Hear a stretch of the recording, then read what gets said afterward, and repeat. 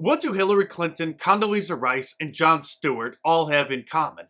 Well, they're all establishment shills, despite one being a Democrat, one a Republican, and one a supposed comedian who's supposed to speak truth to power instead of setting them up with softball questions so they can promote the New World Order. But before I get into that, just a quick heads up for you slackers, you can still order a Trump Claus sweatshirt or any of my awesome designs from markdice.com and get them in time for Christmas, but you have to pay a few extra bucks for rush shipping, and tomorrow, Sunday, is the final day. But if you use the promo code SLACKER at the checkout, you can save 10% off of anything. So hurry up, slacker! Jon Stewart, whose real name is John Leibowitz, by the way, recently had Hillary Clinton and Condoleezza Rice on his podcast at the same time, paid for by Apple, to save our democracy. What's the state of play as we stand now, Secretary? Well, I think the reason we're having this conversation, John, is because we're worried about the state of democracy, and we're worried about not only democracy around the world, but even in our own country. Of course, when she says save, she means destroy.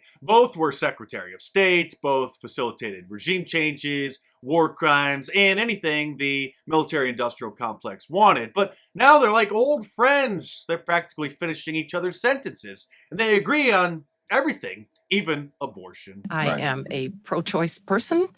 Are you an elite? But I'm in the elite. Yeah, you're in the elite, we know, which might explain why you ignored that infamous August 6th presidential daily briefing memo back in 2001 titled "Bin Laden Determined to Strike in the United States." And then you and the entire Bush administration pretended to be surprised that such a thing happened. Jon Stewart promised not to relitigate controversies of the past, meaning not to ask questions that the American people still want answers to. We can relitigate, or we can look at where we are now. That's right. And this is all, and again, this is not to relitigate, honestly. Hey, don't worry about it, Hillary. He's not going to confront you about your lies. He has a job to do. Democratic countries actually don't invade their neighbors. Democratic countries don't harbor terrorists. Democratic countries don't use weapons of mass destruction. Well, maybe not our neighbors, but countries in the Middle East, yes. And then making up lies about them having WMDs as a cover story? Absolutely. Hillary Clinton would have been afraid to sit in the same room with Jon Stewart before he sold out because he used to not only ridicule those in power, but would expose their lies. But now they're just hanging out together like old friends, and he's just sitting there nodding along to her lies while cashing that Apple podcast paycheck. Sadly, most of the old counterculture figures who became celebrities turned out to be complete sellouts.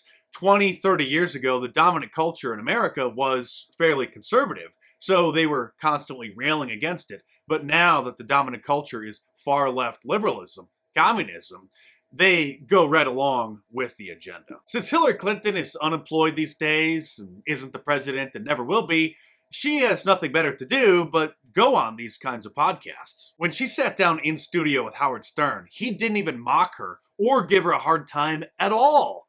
Yes, he's still doing his lame show, and if you used to listen to it back in the late 1990s or early 2000s, it would be completely unrecognizable to you. These days, he's literally denouncing hate speech on Twitter ever since Elon Musk bought it, and I wouldn't be surprised if he announces that he's going to quit the platform because of all the mean tweets. He also pushed for mandatory COVID vaccines because, well, I'll let him explain. When are we going to stop putting up with the idiots in this country and just say, it's mandatory to get vaccinated? F them, f their freedom. I want my freedom to live. Spoken like a true Marxist, Howard. Jimmy Kimmel's another one who hasn't been funny since he hosted The Man Show 20 years ago with Adam Carolla, who surprisingly has remained independent and still denounces censorship and the thought police, while his old buddy Jimmy sold his soul to ABC. And when he first did, many years ago now, he surprisingly admitted how uncomfortable he was with it. Have you learned anything about being a TV show host? Not really. Yeah. Well, one thing I will, I was here right before the show started, and I really feel like you led me astray by not telling me how much lying I would be doing. Oh.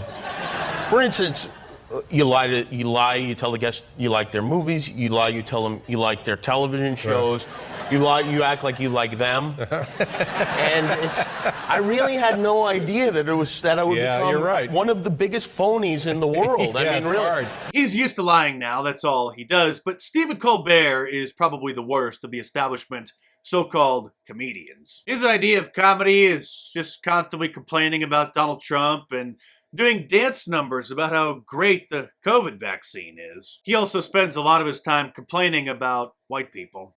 I just want to speak for a moment to my fellow white people, if I may. What are you afraid of? Violence? Then you would get rid of guns.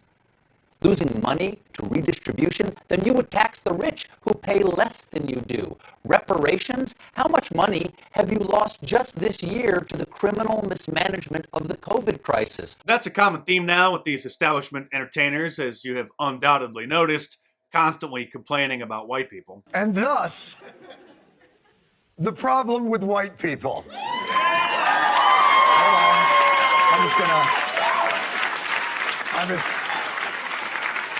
I know many people are confused by this. They say, Jon Stewart's white. Why would he be attacking white people? Well, Because the Jewish community and the black community, we should be together. Jews and blacks we shouldn't fight. There shouldn't be tension. Jews and blacks should get together and get whitey. I think. Meanwhile, any comedians who still make funny, edgy jokes come under fire from the cancel culture mob. It's just a rule, the rules of perception. If they're black, then it's a gang. If they're Italian, it's a mob. But if they're Jewish, it's a coincidence, and you should never speak about it.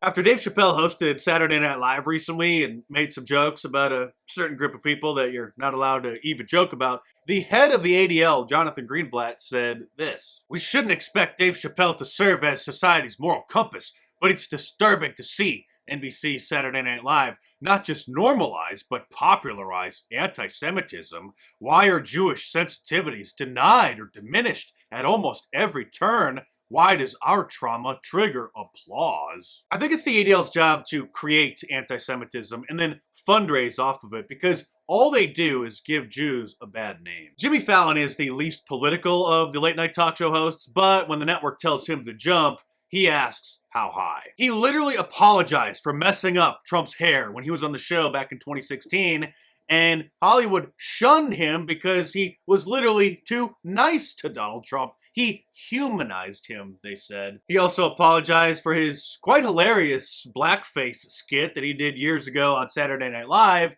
where he impersonated Chris Rock. He hasn't, however, apologized yet for his transphobic skit that he used to do on The Tonight Show, where him and his guests would dress up as women. He will apologize, though, mark my words, as soon as some twits on Twitter catch wind of his skit and then start complaining about it and cause him to trend. He'll then have a drag queen on the show to celebrate how amazing they are. These are the kinds of people who buy clothes from Balenciaga, the luxury clothing brand that charges $200 for a pair of socks and $500 for a plain black t-shirt. Seriously, that's how much they cost there. Or you could buy one of my shirts from markdice.com, including my Trump Claw sweatshirt, which you could still get in time for Christmas, but because you're a slacker, you have to pay a few dollars more for rush shipping. The distributor told me that Sunday is the last day to get your orders in, but if the UPS truck gets stuck in a snowstorm somewhere and they don't arrive on time, don't blame me. And if you use the promo code SLACKER at the checkout, you can save 10% off of anything. So head on over to markdice.com and get yourself a Trump Claw sweatshirt, an F. Joe Biden shirt, my new climate change shirt, or any of my awesome designs. All available in a t-shirt, long sleeve, and a hoodie, and a whole bunch of different colors as well. So head on over to markdice.com or click the link in the description below. Enter the promo code SLACKER at the checkout to save 10% this weekend, and check them out.